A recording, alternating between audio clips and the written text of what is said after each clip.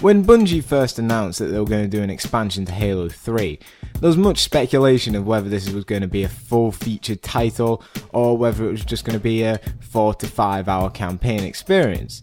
And as the time progressed, it was clear that the experience that you'll be getting would be a full game. And for the most part, it kind of is. It delivers a good 7 to 10 hours of single player, and on top of that, you get the firefight mode.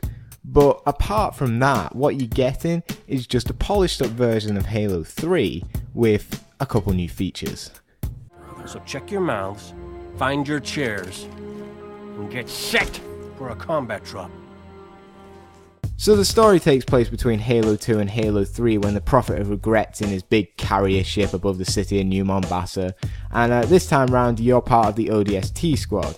And as he's jumping into slip space, you're dropping in on the city of New Mombasa, so you get scattered all over the city, and a few hours later you wake up as the character The Rookie.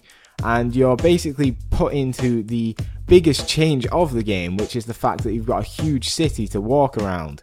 This is a lot different than the linear campaigns that you've experienced in the other Halo games, and it works well for the most part. There's hidden little audio logs which fill in a great, much needed backstory to the game, giving you this perspective of this character Sadie, who's a civilian who experienced the Covenant invasion, and it's just really good and well thought out. However, apart from that, there isn't really much to do in the open city. You're basically just walking around and killing Covenant as they see you, although you can sneak around them.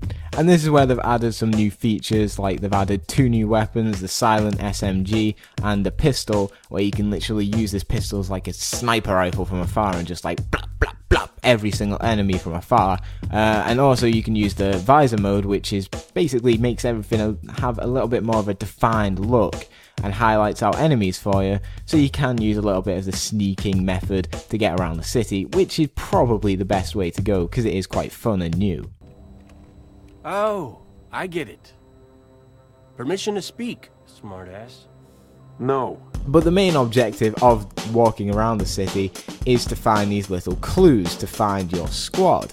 And basically what these are kind of like trigger points, and you walk up to one, activate it, and it'll trigger this flashback moment where you play a different member of your squad.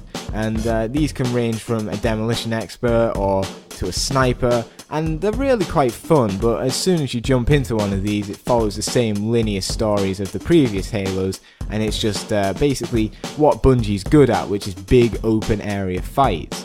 It's a lot of fun, the campaign, and it does fill in a nice little bridge between Halo 2 and Halo 3, but I never really found myself getting attached to the characters. This isn't really the game's fault, because it is quite difficult to introduce so many characters in such a small space of time, but it definitely does hurt the game.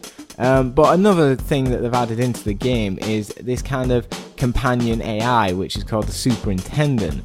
This will basically guide you around the city, helping you find audio logs by flashing signs saying detour, and it kind of acts as kind of like Cortana out of the previous Halo games, but it isn't, again, as good because you haven't formed this relationship with it. So overall, the campaign is fun, but I wouldn't be expecting anything special or anything that you haven't seen before.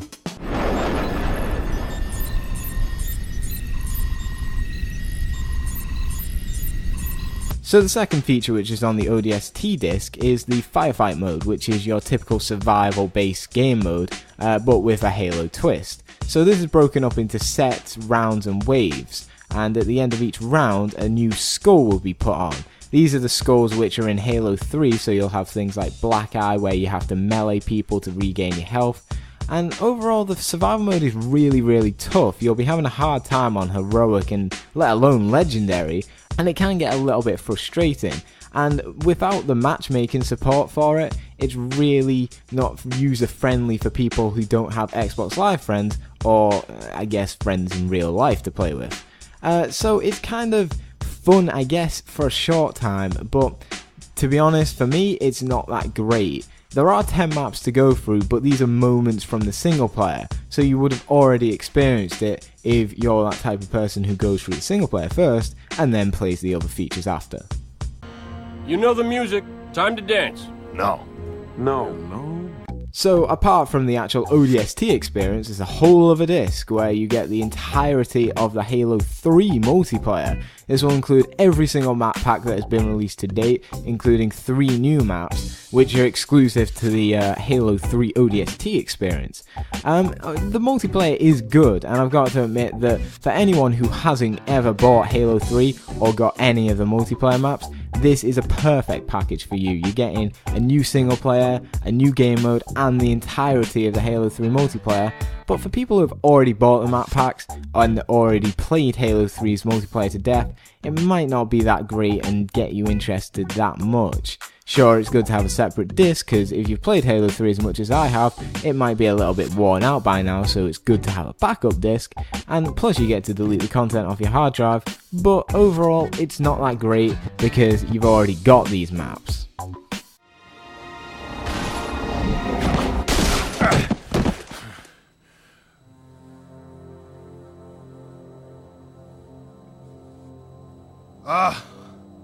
Lord?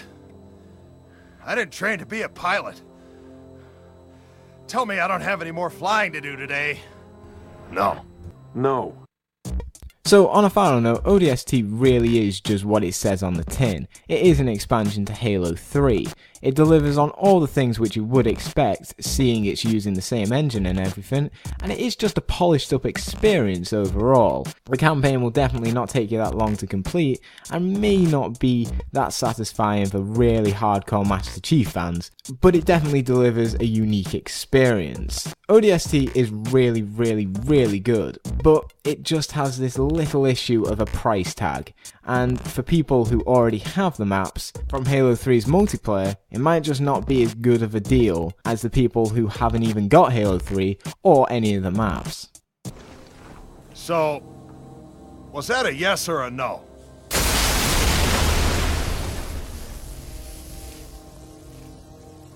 Amen.